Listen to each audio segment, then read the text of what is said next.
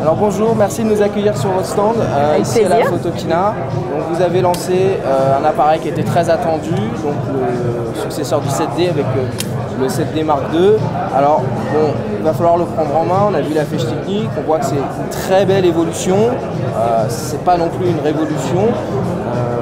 Quand on voit l'arrivée de tous ces hybrides qui proposent désormais des enregistrements vidéo en 4K, quand on sait l'historique de Canon qui a plus ou moins lancé l'engouement de la vidéo réflexe avec le 5D Mark II, pourquoi vous n'avez pas mis en place des options d'enregistrement en 4K sur un produit comme celui-ci?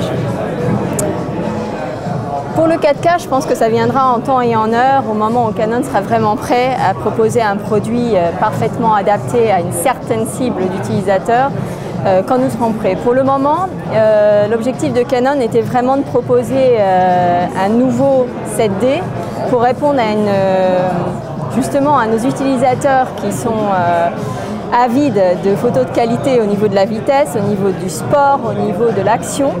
Et nous ne pouvions pas les laisser de côté. Donc c'est pour ça que nous avons décidé de continuer avec ce format APS-C qui offre quand même les meilleures capacités dès qu'on parle de sport, dès qu'on parle effectivement de photo alimentaire et de rapidité. En fait, je pense que vous l'avez compris, dans tout ce qu'on a dit récemment, Canon ne laissera de côté aucun de ses utilisateurs.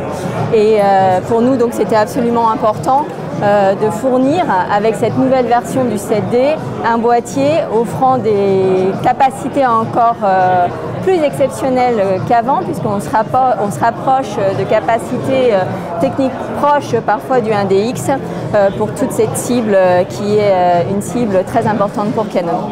D'accord. Vous maintenez une gamme de réflexes qui est à mon sens très cohérente, donc avec le 70D, le 6D, le 7D Mark II, le 5D Mark III et l'I-DX. Quand on voit votre concurrent principal qui est Nikon, qui pour l'instant est en train de basculer tous ses réflexes, on va dire, experts en 24-36, voilà, qu'est-ce que vous en pensez?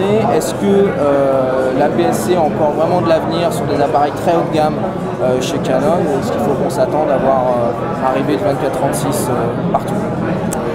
Je pense que nous voyons encore un avenir dans ce type de boîtier, c'est évident, sinon on ne l'aurait pas lancé. Et je suis sûre que le marché va vraiment nous répondre positivement. Il y aura vraiment un engouement, puisque en plus, maintenant, je dirais que sur ce créneau-là, ce produit est quasiment seul.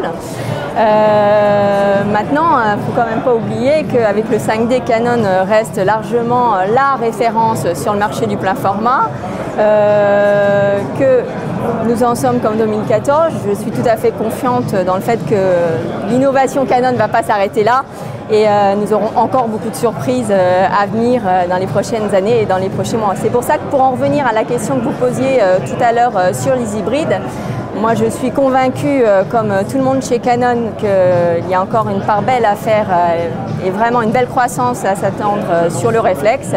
Et que certes, les hybrides apportent autre chose et on a bien vu l'arrivée du 4K, aussi la compacité qui peut attirer une certaine cible. Mais encore une fois, je suis convaincue que Canon arrivera en temps et en heure avec le meilleur produit qui soit pour ces typologies de clients. Merci beaucoup. Je vous en prie. Bonne Photokina. Merci, vous aussi.